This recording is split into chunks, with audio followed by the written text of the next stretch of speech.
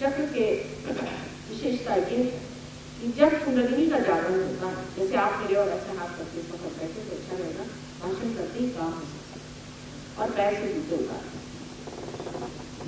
आप जिस वक्त मेरी और इस तरह से हाथ करके बैठे हुए हैं, तब आपके ये जो 5 यहाँ पर उंगलियों में ये सिंपैथेटिक नर्वस सिस्टम के एंड्स हैं, एक 6 और एक 7। इस प्रकार 7 चक्र लेफ्ट साइड में और 7 चक्र राइट साइड।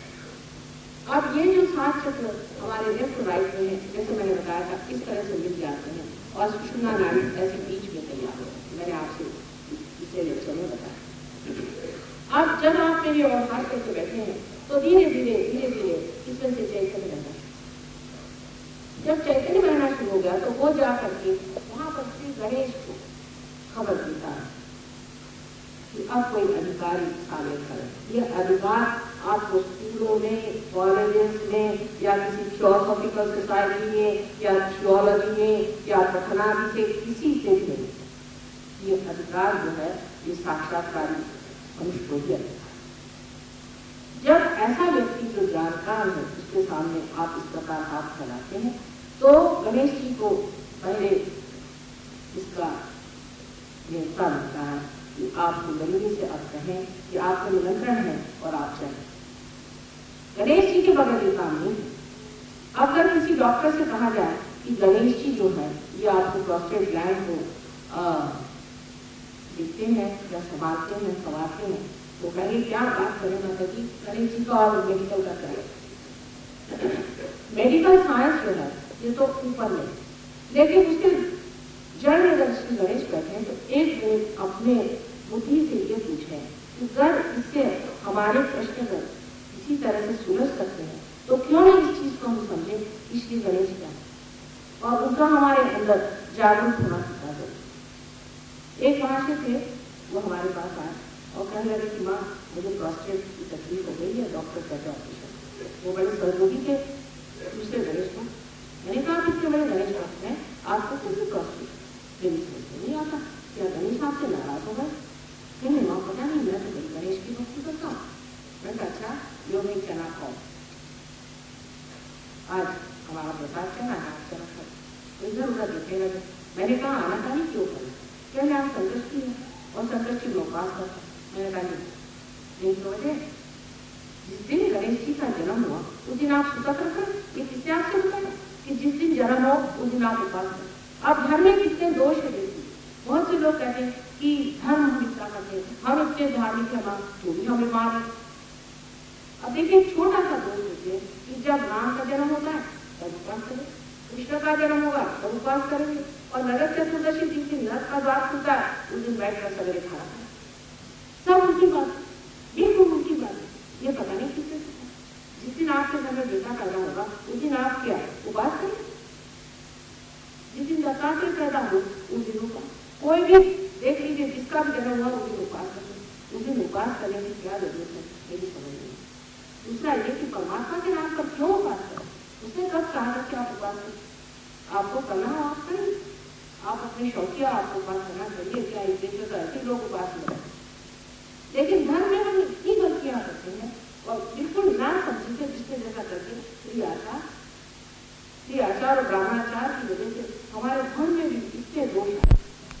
वही हाल मुसलमानों का है, वही हाल ईसाइयों का है, वही हाल सिखों का है, सबका एक कि अपनी बुद्धि से इसको हम समझते नहीं है कि इस वक्त क्या।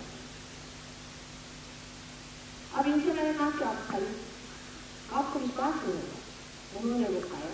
मैंने कहा कोई आज से आप ये प्रॉमिस करिए कि संकष्टी के दिन आप मोदक बना सकते, तो उनको मोदक चाहिए इसलिए आप मोदक बनाए। उसका अच्छा माँ मैं आपको पूरा प्रॉमिस देता हूँ कि मैं मोदक बनाऊँ। आपको आश्चर्य करेंगे कि उनका प्रोस्टेट पूरा वो पहुँचे और वो सूची देगी कि माँ मेरा प्रोस्टेट जाए, उसी तक नहीं जाए। इसी प्रकार धर्म में हम अनेक अनेक अनेक गलतियां करते हैं और इसीलिए जब हम कहते हैं कि हमने धर्म धारण किया, ये करते हैं वो करते हैं, फिर माँ हमें कोई इसका परमात्मा को कोई दोष है जिसने आपको समझाया और बताया। जैसे कि लोग बताते हैं कि जब कुंडलिनी जागरण होता है तो बड़ी गर्मी होती है, और ऐसा होता है वैसा सब ठीक है, एकदम ठीक, ऐसा कुछ नहीं। इस बात पे आप बिल्कुल मत विश्वास। ये लोग सब पैसा बनाने वाले आपको डरा करके और ऐसा दिखाते हैं कि ये बड़े कहीं से पहुंचे हुए हैं और इस तरह से आपको गलत रास्ते बता देते हैं और आप पूछने लग जाते हैं कि भाई हमारा पुनर्जन्म जागरण हुआ, उससे तो हमारी हालत ही खराब हो गई, अब तो वापस खाली होना ही क्योंकि वो पुनर्जन्म का जागरण है और आपको सिस्टम की नर्वस सिस्टम ओवर एक्टिविटी हो जाती है जिससे आप पागल हो सकते हैं।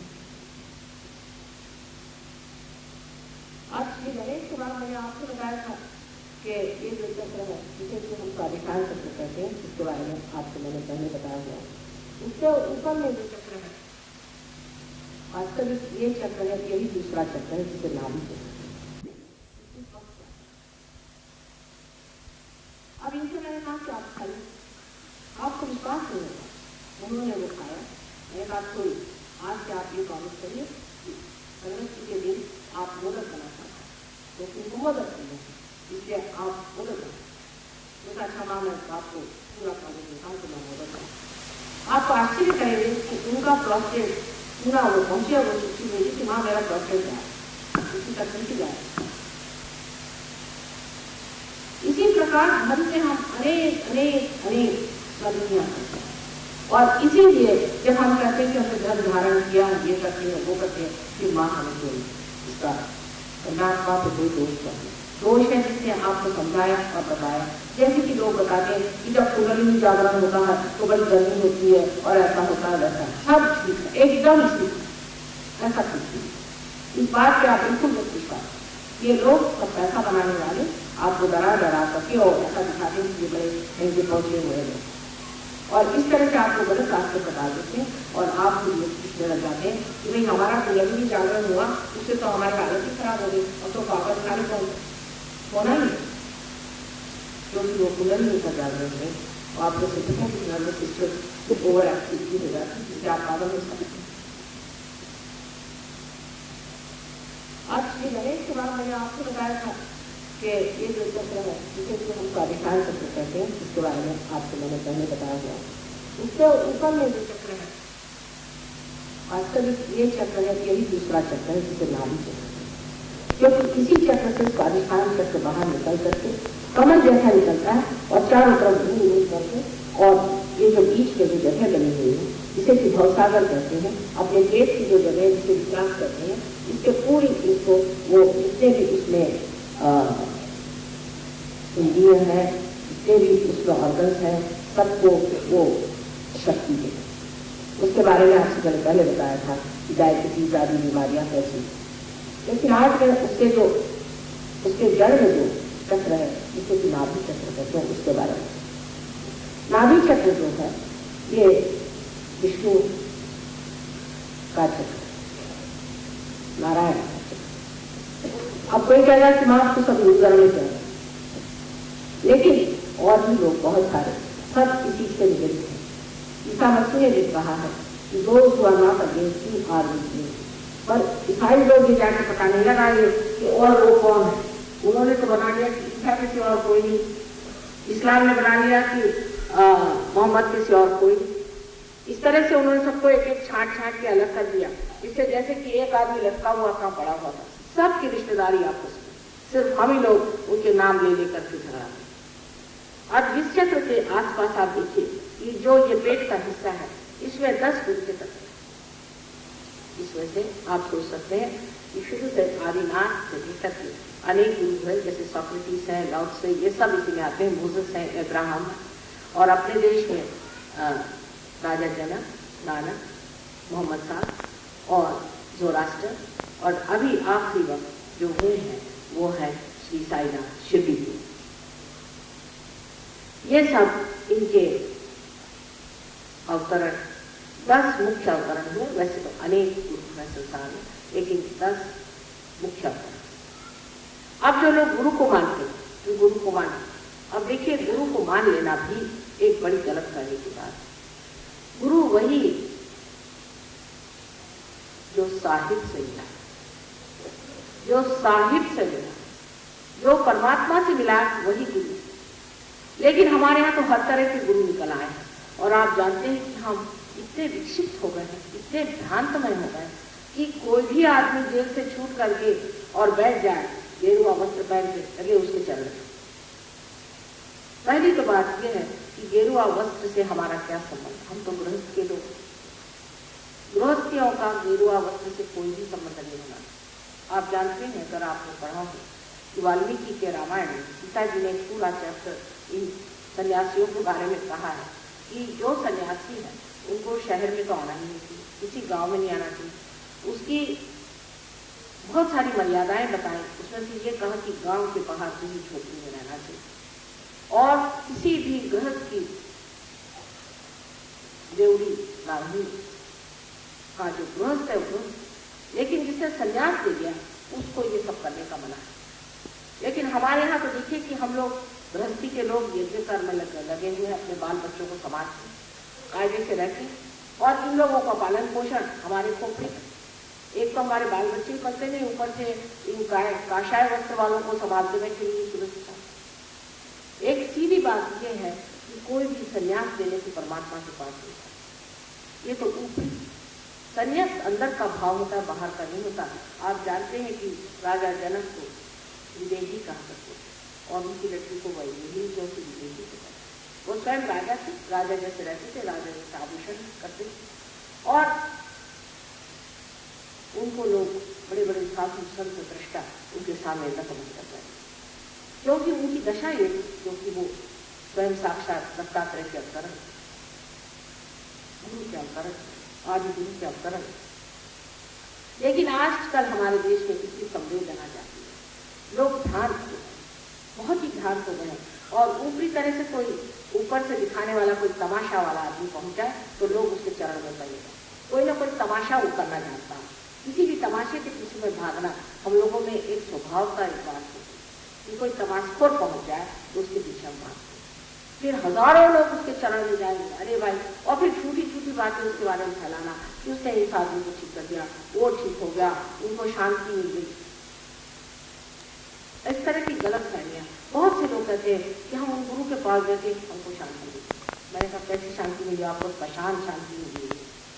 आप ले नहीं सकते, आपको अशांति तो है ही, लेकिन वो अशांति जो है इससे एकदम जम के पत्थर हो गई, अब आप ले सकते, ऐसी ही व्यवस्था हो। क्योंकि ये लोग जो धंधे करते हैं, जिस तरह से ये काम करते हैं, ये आप जानते हैं, हम तो काफ़ी उम्र वाले हैं और हम सब जानते थे इसके बारे में। अब तो आप लोग सब यंगर जनरेशन के लोग हैं, शायद आपने जाना ही नहीं होगा कि भानामती और श्मशान विद्या, प्रेत विद्या, तांत्रिक विद्या अपने देश में बहुत।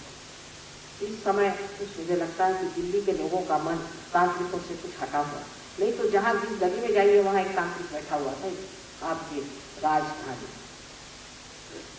इस तांत्रिकों के शौक आपको भ्रांत और इसमें आप फंस गए। ऐसी छोटी छोटी चीजों के पीछे में भागने वाले लोग परमात्मा को कैसे पाए? अगर मांगना है तो कोई परम चीज मांगे और परम में ही सब कुछ हो जाता।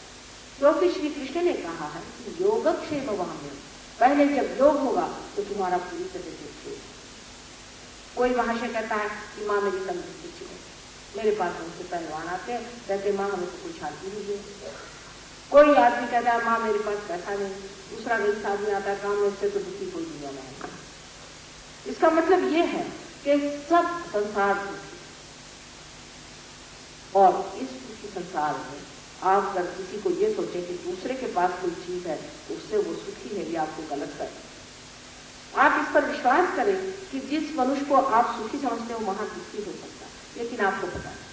इसलिए जिस चीज को आप मांग रहे हैं उससे आपको सुख नहीं होने वाला। आप जिस चीज को मांगना है उसे मांगे और वो है परम, और वो परम तत्व आप ही के अंदर है जिसको आपको पाना। उसके लिए कहीं जाने की जरूरत नहीं, किसी से कुछ देने की जरूरत नहीं, कुछ उसमें आडंबर नहीं है। बहुत सीधी सरल चीज है, जैसे कि एक बीज को आप हमसे ला सकते हैं, अगर माँ के उदर में डाल दें, उसी प्रकार ये समझ लें। लेकिन मनुष्य के लिए सीधा खाना सादा होना भी कठिन है, क्योंकि वो सीधे जैसे खाना खाना आप जानता ही है, इधर से हाथ खिला के जो खाना खाना, कोई काम सीधे तरीके से करना उसके बुद्धि के परे हो गया, उसकी बुद्धि इतनी जटिल हो गई, सोच सोच करके उसका दिमाग खराब।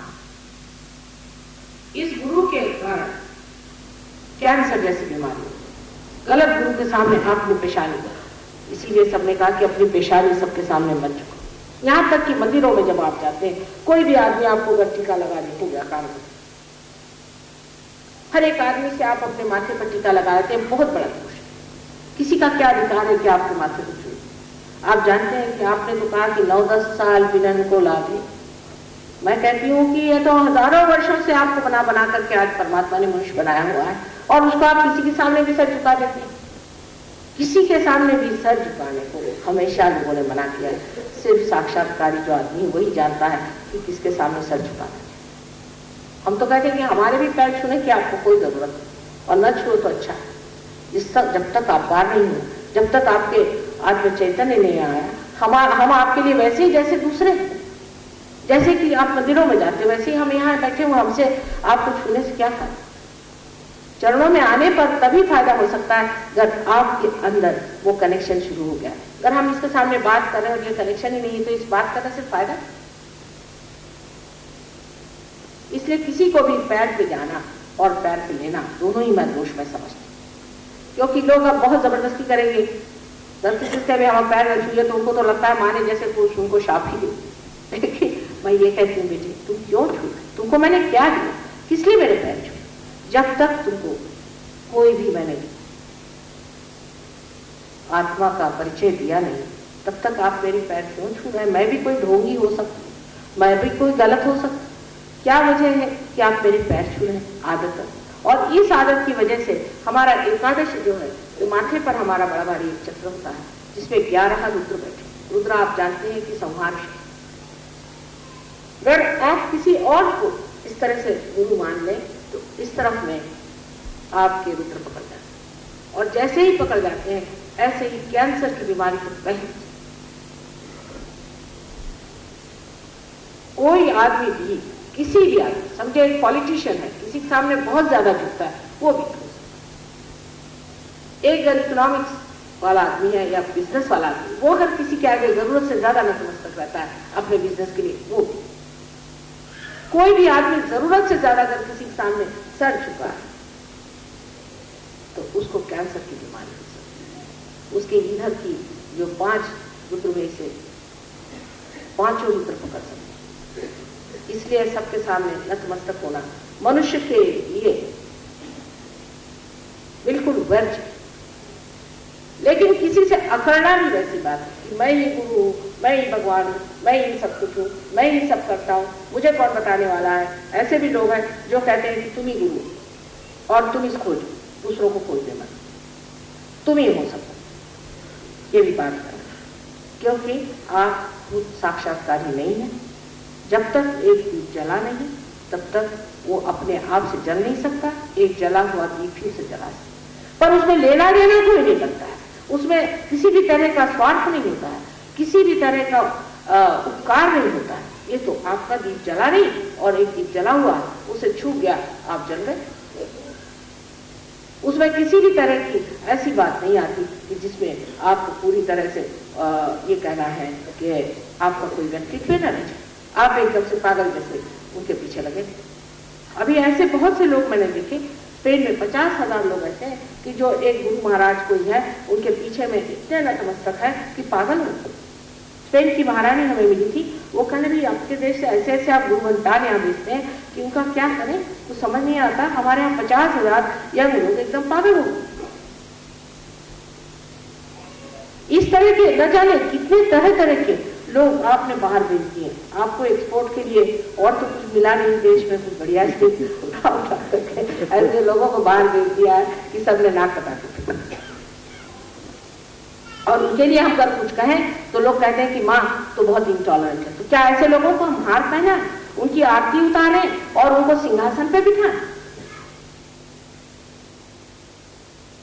पहले जमाने में तो दैत्यों को मारा गया, मार के उनको पूर्णतः हत्या कर दी गई, लेकिन अब कम से कम उनको कहा तो जाए कि ये दैत्य है और राक्षस है। उसमें आप लोगों को क्यों इतने परेशानी हो जाती? क्या आप भी उन्हीं के साथ मिले हुए? दूसरे लोगों को लूटना, खसोटना, उनसे पैसा लेना, उनको दूसरे मार्ग में डालना, ये कहाँ का है? और वो भी भारतीय होकर के आपको क्या अधिकार? ये एक तरह का अजीब सा छिपा हुआ एग्रेशन। और ये इस तरह से छाया हुआ है कि आप आश्चर्यचकित होंगे कि एक साहब वहां आते हैं लंदन और उन्होंने कहा कि साहब मेरे लिए अगर आप रोल्स रॉयस दें तो मैं आऊँ। अब सब लड़कों ने 1 साल भर सिर्फ आलू खाया, पैसा बचाया और उनको रोल्स रॉयस। एक लामा साहब पहुंचे वहां, ये लोग आके मुझे बताते, मुझे बड़ी हैरानी। लामा साहब जो कि बड़े साधु सन्यासी बनते हैं, वो वहां पहुंचे, उनका साहब हमें तो मार्बल के फ्लोर के सिवा होता नहीं, वहां मार्बल बड़ा महंगा मिलता है स्वीडन में। तो स्वीडन के बेचारे लोगों ने भूखे रह करके उनके लिए मार्बल का फ्लोर बनाया, तो ये पधारे वहां। और पधारने के बाद ये चीज कि आप उनके सामने जाइए तो 1001 बार उनके सामने आप। मैं आपको इसलिए सब बातें बता रही हूँ कि इस सब चक्कर में कोई ना कोई आप लोग होते ही। सवेरे 10 आदमी मिलने आए, उसमें से 9 इस चक्कर। मैंने पूछा भाई उनसे क्या मिलना था, तुम क्या हीरा लेने गए थे? अब आप बीमार हो, आपको हार्ट ट्रबल है, तो अब आप उनके पास जाओ। कहा माँ हमें समझ नहीं आता, हमने तो कोई गलती नहीं करी। मैंने कहा तुम खोजने क्या गलती है? जिसने परम की बात की और जिसने परम किया उसी के चरण में जाना और उसी के शरण में जाना, बाकी सब बेकार। इनकी बातें जो हैं, बातों से तो इंसान का दिमाग खराब हो जाता है। आपने सुना होगा बहुत से लोग वेद पे बात करते हैं, वेद, वेदाचार्य, ये वो। एक महाशय बंबई में है, बड़े भारी वेदाचार्य, अमके पंडित तमके पंडित। उनकी उम्र हमसे छोटी है, बड़ी नहीं, लेकिन वो जब बात करते तो ऐसा लगता है कि सठिया जो बकते चले जाते हैं, ऐसे बकते चले जाते हैं लोग, तो उनके पास 5 मिनट खड़ा होना नहीं चाहिए। अब उनको समझ नहीं आता कि लोग उनसे भागते क्यों। इस कदर क्रोधी और तपस्वी क्या कहना चाहिए, तापमय इंसान है कि जो भी उनसे के पास बैठता है वो कहता है बाप रे बाप, ये तो एकदम तूफान है। और गुस्सा उनको इतना आता है कि अगर कोई उनकी बात किसी समझे तो कहते हैं अरे तुम तो ऐसे दुष्ट हो, तुम तो ऐसे खराब हो, और लेकर के मारना शुरू। अब बताइए इतने वेदाचार्य और फलाने और ढिकाने होते हुए उनके ये सारा बाहर ही रह गया, कुछ उनके हृदय में कुछ नहीं गया, ना उनमें दया, ना अनुकंपा, ना कुछ नहीं, बस बड़बड़ाते रहते सुबह शाम तक। ऐसे मैंने फ्रांस में बहुत से देखे, वो तो बस में चढ़ते हुए बड़बड़ाते। पूछा क्या? ये कह ले बड़े भारी पादरी। मैंने कहा वाह भाई, ये पादरियों का, ये एक बड़े भारी पादरी थे, इसलिए हम लोग कुछ इनको कहते नहीं, बस में बड़बड़ाते चलते सुबह से शाम। ऐसे बहुत मिलते हैं फ्रांस। मेरे ख्याल से वहां इस तरह के प्रकार बहुत हो चुके, लोगों ने बहुत अध्ययन करके और पकड़ा लिया। तो इस तरह के गुरु होंगे जो कि सिर्फ बातचीत कर, आपको कहेंगे 50 पारायण करो, दत्तात्रेय का आप पारायण करो, गुरु का आप पारायण करो। 50 पारायण करने के बाद में मिला के एक महाशय हमारे पास आए, हमसे कहने लगे कि माँ हमने तो 14 वर्ष की तपस्या की। मैंने कहा अच्छा, और उन्होंने सिर्फ पारायण करने को कहा और शिव जी का मंदिर धोता रहा। और अब क्या हो? खले 1 मिनट में कुंडली जागरण हो। तो मैंने कहा भाई ये सोचना चाहिए कि पारायण करने से परमात्मा मिलता है। तो अपने देश में कितने लोग हैं जो तो पढ़ भी नहीं सकते, इसका मतलब उनको परमात्मा नहीं मिलेगा, सिर्फ पढ़े लिखों को ही मिलेगा। जो वेदाचार्य उनको मिलेगा, जो वेद पढ़ सकते, संस्कृत जाने वाले कितने लोग, मैं कहती हूँ पुराने शरीफ पढ़ने वाले कितने लोग, या बाइबल पढ़ने वाले कितने लोग हैं। मतलब जो वो पढ़ते रहे वो काम से गए। ऐसे कैसे हो सकता? जो परमात्मा सबका ही निर्माण करने वाला, सबको ही प्रेम करने वाला है, वो कैसे काम करेगा? इसलिए जो गुरु तत्व में खराबी आ जाती है उससे आप लोग सब बच के रहिए। और ये गुरु तत्व हर तरह से आपके अंदर एक तरह की सीमा पाए, ये हम करके दिखाएंगे। उनका 4 दिन का उपास हम 10 दिन का करके दिखाएंगे। ये सब चीजों से परमात्मा नहीं है। सहज सरल, सहज समाधि, सहज होना। और जो चीज सहज नहीं है, जिसमें असहज है, वो परमात्मा की चीज हो ही नहीं सकती। एक सीधी बात आप सोचिए कि आप इंसान बने, आपने कौन सी मेहनत करी? आप क्या सर के बल खड़े हुए कि आपने अपनी दुनिया काटी थी? इस तरह से आप बन गए। आप इंसान अपने आप सरल बन। इसी प्रकार उचित स्थिति में जाने के लिए भी सहज ही भाव होना चाहिए। और जब तक सहज भाव नहीं आता है तब तक आप जो भी ऐसी पटांग चीजें करते हैं उससे आपको नुकसान होगा, तकलीफें होंगी, चक्र पकड़ेंगे, आपको परेशानी होंगी, चाहे वो शारीरिक हो, मानसिक हो, बौद्धिक हो, पर आप परेशानी करें। इसलिए मैंने पहले कहा कि सहज भाव से बैठे, और कहा कबीर को कहा, जो कि कबीर सहज भाव में, उनका मिलन हो चुका था, इसलिए वो मिलन में गाते।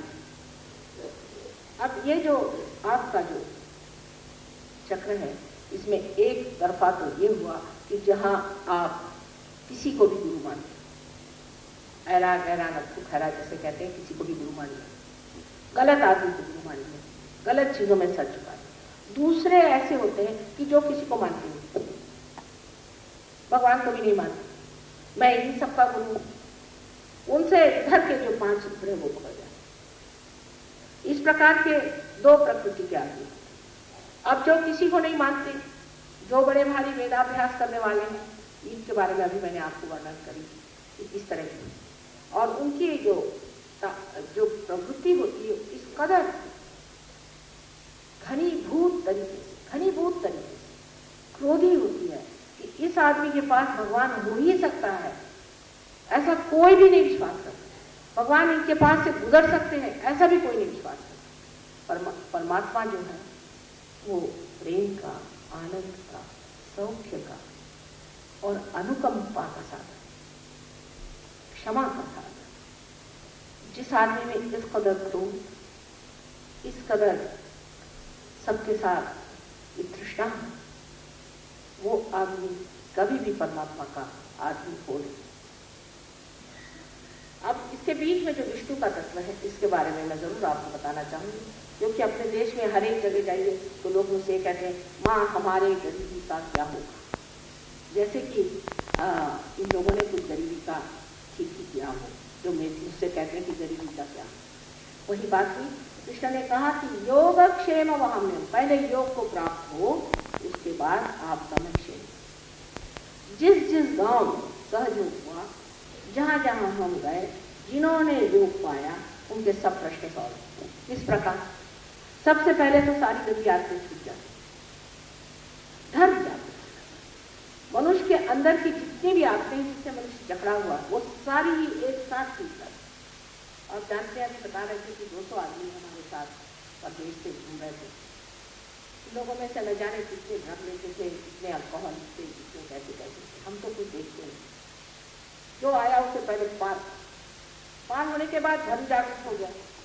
एक महाशय थे, उनको बहुत शराब पीते थे, कहने लगे, फिर सहयोग में आते ही दूसरे दिन से शराब पी गई, एकदम शराब छूट गई।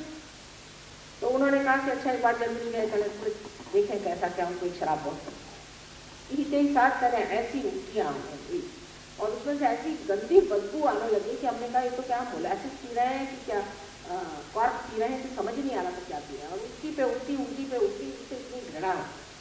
हमने तो कुछ नहीं किया, हम तो वहीं लंदन में बैठे, लेकिन आप ही स्वयं धर्म हो जाने की वजह से, क्योंकि आपके अंदर ये 10 गुण जागरूक हो जाते हैं, साक्षात धर्म है।